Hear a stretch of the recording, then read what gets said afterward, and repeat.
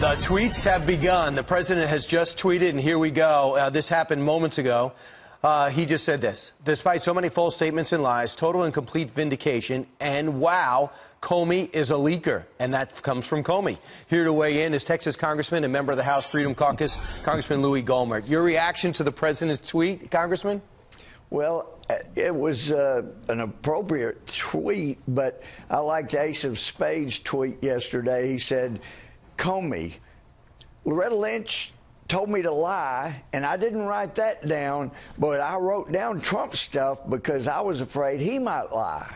I mean, the hypocrisy just knows no bounds. It's incredible.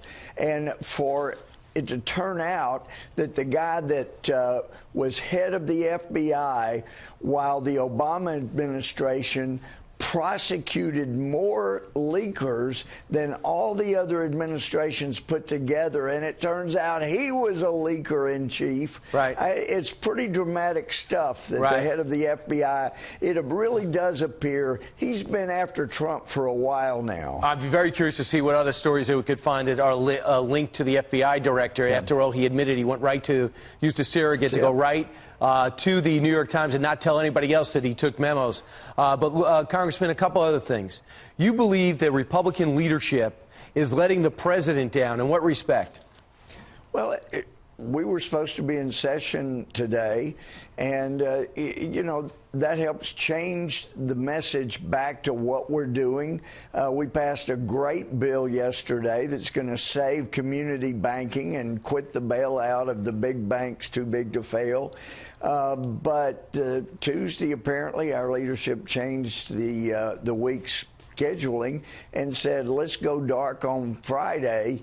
Which means the emphasis will not be on what we're doing good in Washington.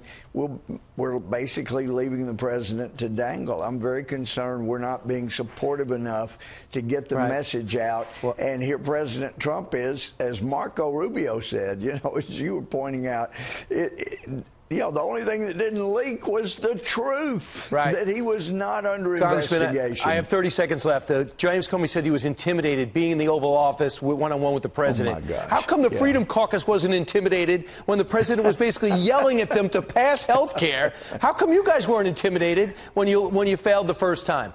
Well, the fact is, James Comey, that was another example of him not being honest and truthful.